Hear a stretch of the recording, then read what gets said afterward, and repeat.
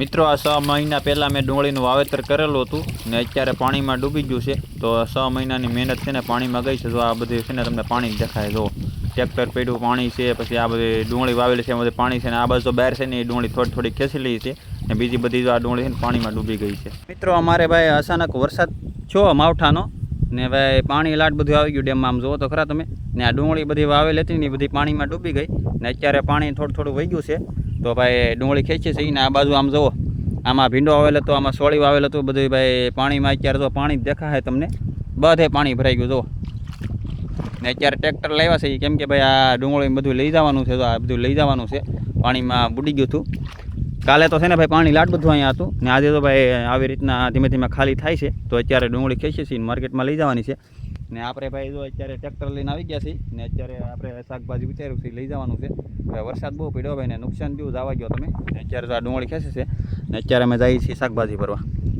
ઘરેથી ટ્રેક્ટર લાવ્યા છીએ અને અહીંથી લઈને જવાનું છે. પાણી જો એટલું એટલું છે. હલો ભાઈ ડ્રાઈવર જવા ગયો ટ્રેક્ટર અહીંથી લઈને જવાનું છે. અમને ઘરે છે ને શાકભાજી ઉતાર્યું છે ને ભરવા જવાનું છે. ને અત્યારે આમ જો દાંતા પણ ડૂબતા ડૂબતા જાય છે. જો જાવ ચલો ભાઈ, તો ચાલુ કર્યું છે જાય છે. જાવ જો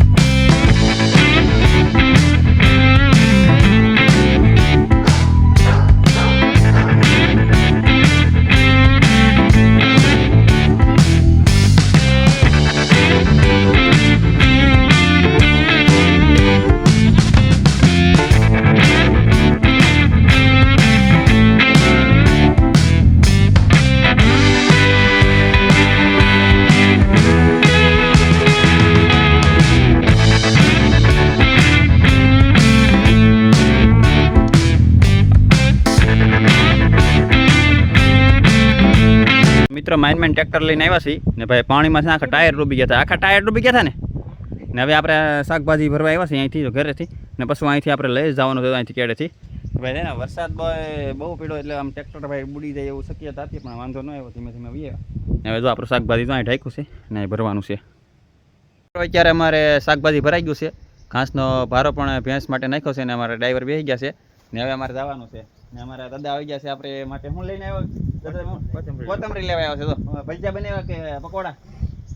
પકોડા બનાવ્યા. હું આવ્યો ખાવા. કાંઈ વાંધો નહીં. હવે સંજયભાઈ જવા ગયો આપણે. હાલો મિત્રો, તો ટ્રેક્ટર જાય છે ધીમે ધીમે. જો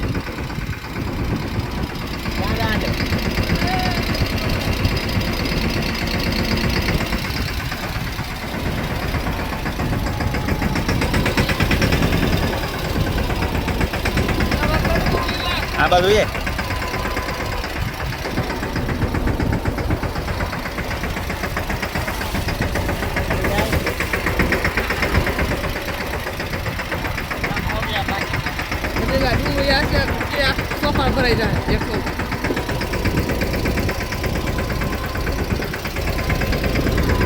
ધોરી આમ નહીં જાતે તો બાજુ ગાંઠ એક નો પડ્યો. સોલા બે જેમાં થાય ગાંઠ નો પડ્યો.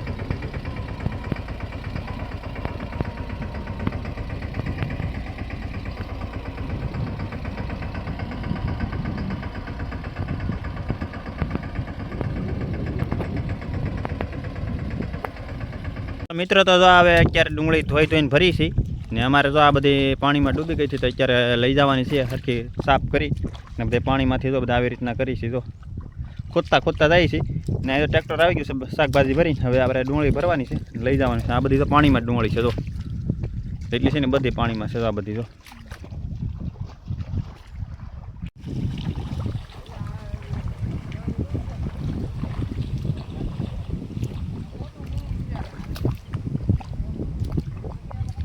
બધી પાણીમાં છે. હા, 2 ભાગ નથી કરવા, એ કરજો એનું.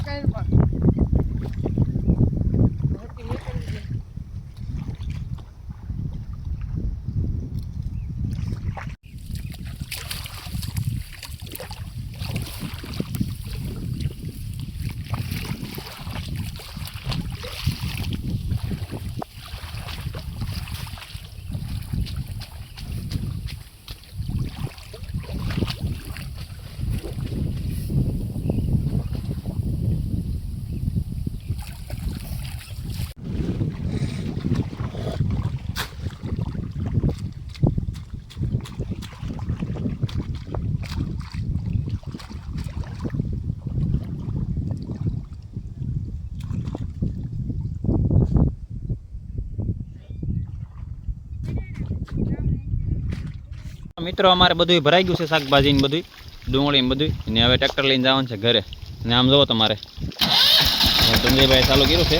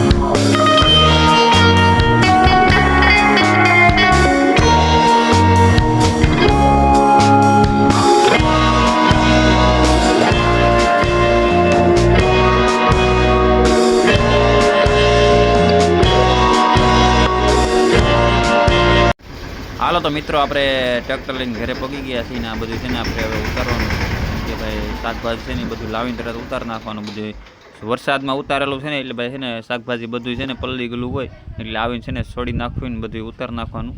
અગર પછી છે ને શાકભાજી ગરમ થઈ જાય તો એના માટે જો ઘરે પગી ગયા છીએ. હવે ભાઈ છે ને આપણે શાકભાજી છે ને બધું છોડી નાખી.